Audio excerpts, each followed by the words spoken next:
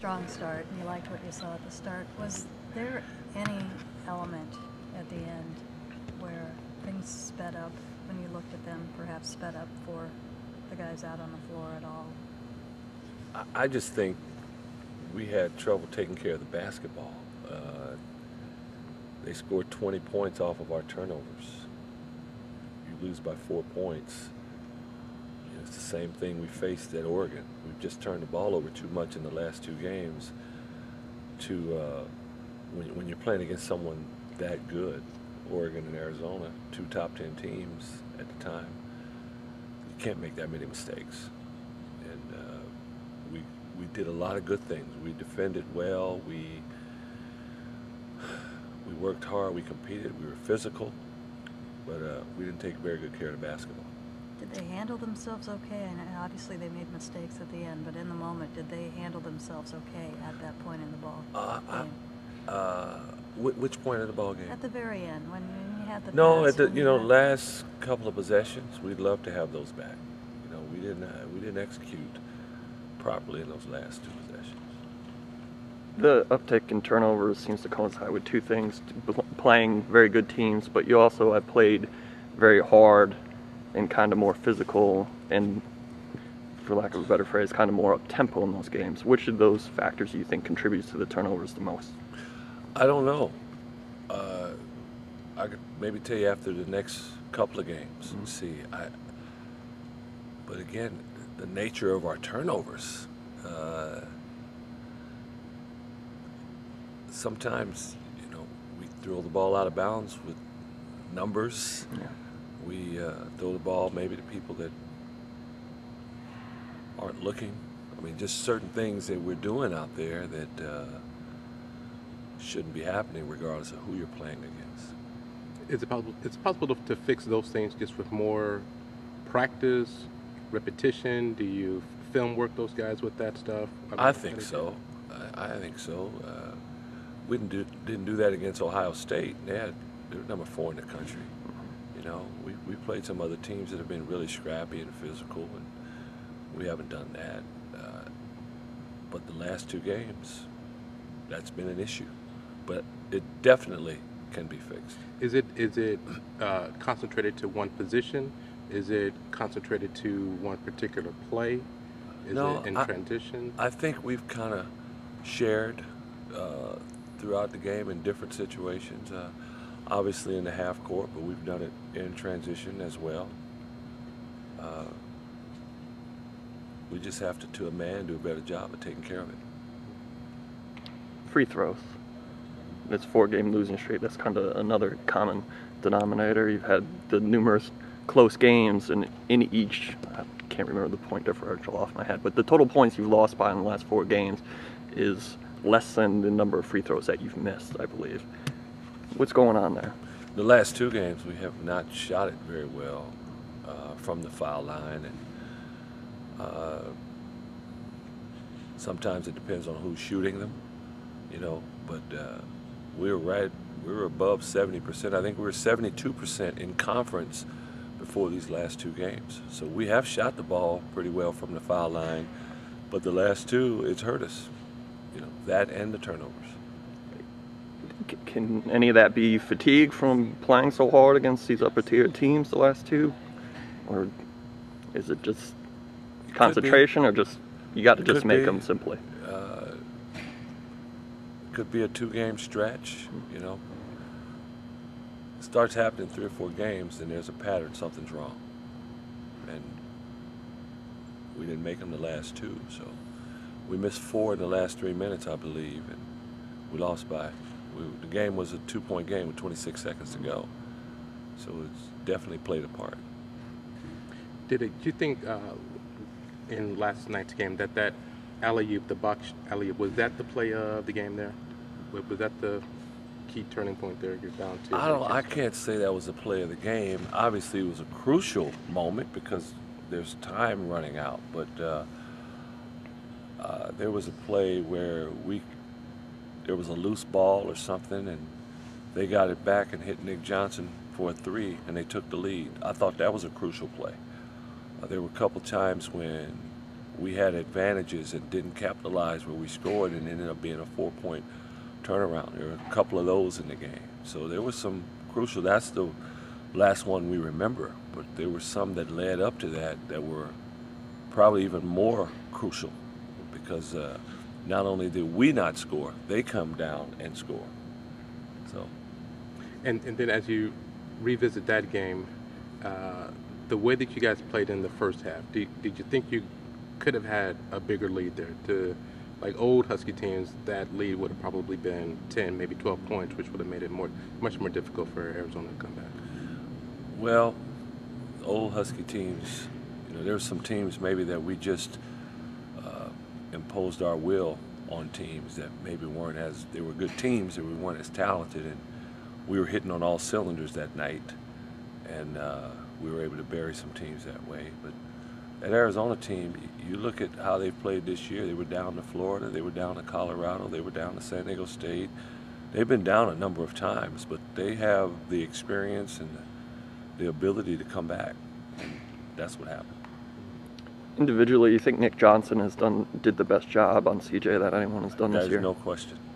No question. Some other teams have, as a team, guarded him, took away some things from him, but just one guy there with him, contesting just about every shot he took right there, I think he has done the best job. And then how did you assess the other guys like Abdul and Scott? It just felt that with those two guys, when CJ was out of the game during that sort of 6-minute stretch, that you guys really needed somebody else to really step up and say, all right, here's our time, and it didn't seem that happened. I thought that Abdul, he turned the ball over 6 times, and he had a couple, crucial ones down the stretch. But I thought early especially, I thought he played really good. I thought he did a lot of good things. I think the turnovers took away from some of the good things that he did. And Scott, just ball didn't go down for him. I think he was 0 for 4 from 3 and 3 of 9. He was trying what I don't know if people realize how good a job he did on Solomon Hill. He did a great job guarding Solomon Hill, and that was something that helped us be in the game the way it was in the first place. So if his shot wasn't going, he still had an impact on the game, I thought. His last bucket too was really nice, and you were just wondering well, where's that been? And because he didn't hesitate. They scored. It wasn't this, we're gonna call a play. It was just like he just put his head down, got to the rim, scored. Yeah. Where's that been? I think it's there sometimes. Sometimes it doesn't go down for him. But I don't think there's any question Scott's an aggressive offensive player in terms of looking for shots, taking shots. Yeah, I think he looks for shots. Do you think he's frustrated at this point, or do you feel like you need to talk to him? But he's been here so long, he's just fine in the course of the season. I don't know if I would say he's just fine, but I don't think we need to talk about what, shooting a low percentage. I don't know. We talk. First of all, we talk. But I think he's a scorer. He's a good player. He just has to keep being aggressive, keep going at it. Did you have a sense as to why Andrews took a dramatic step back, at least in the scoring production, than from what he did the past game? On the road, you would have thought being at home, he'd have felt much more comfortable, but just offensively, points production-wise, just wasn't the same. Colorado, I believe, he scored 17 maybe, or Oregon State, or Utah. I think he scored 17.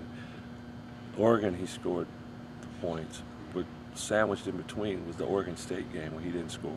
He had 6 assists, but he didn't score. So on, off kind of. He was trying to be aggressive. I know that, but he just didn't score points. Overall mentality, we kind of asked you this last night, and you had an assessment of it. Is it the same assessment today after losing 4? You said it hurts and it's going to linger a little longer, but you have the quick turnaround tomorrow.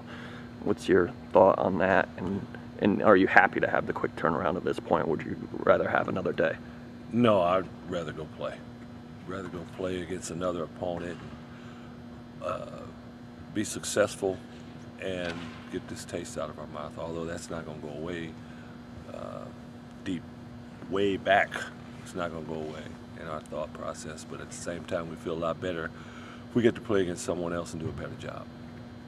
Is this the team that you have, and that the team that it'll be? Or if you improve, is it going to be with the young guys like Andrews, guys like Kemp, who are still sort of on that arc, as opposed to senior guys, Abdul, Ainjai, Suggs? You kind of know who they are, what they are. It's not as if they're going to do anything different now that they haven't done in the past 3-4 years. No, I would have to say everyone. See, I still think since Scott Suggs has been here, he's never shot below 40%. I think I know the games are winding down, the season's winding down, but I can't help but think Scott's going to start making baskets with more regularity, and I think that's going to help our team. And the younger guys, yeah, they're obviously going to keep getting better. What have you seen from Arizona State? Obviously a dramatic improvement this year with Carson, and Carrick Felix has been excellent for them, and Baczynski too. The way I've been saying this, what I've been saying is Baczynski averages almost 5 blocks a game. He anchors your defense because you go down there's not a whole lot available because he's such a good shot blocker. He blocked 9 in one game this year. He scores 22 and grabs 15 rebounds, I believe, against UCLA. That's pretty good effort.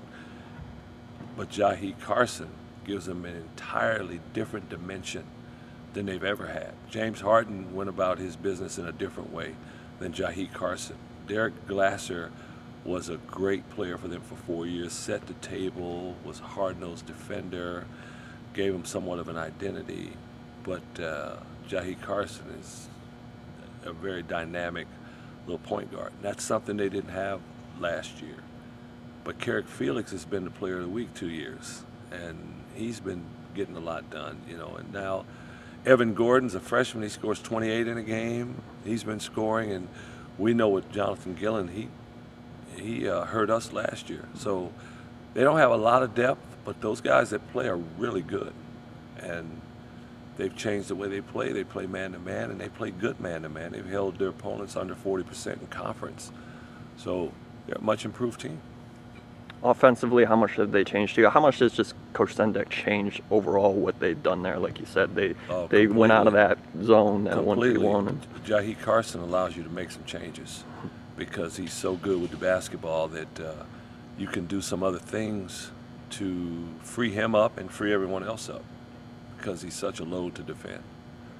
I watched their game against Washington State last night, and second half he just took the game over. Just really took the game over. It was, if you didn't have to play them the next game, it'd been really special to watch. Past years you spoke highly of Herb Sendek when his teams weren't that talented. Now, just how dangerous is Arizona State now that he has some talent? I think we're seeing it. They have a great record right now, and along with Oregon, they have to be the surprise team in the league. And in my opinion, they're probably the biggest surprise of any team, even though Oregon's doing a phenomenal job over there. But, I've always respected Herb Sendek's ability to coach basketball in all types of different situations. And I think he's kind of shown everybody what he can do here.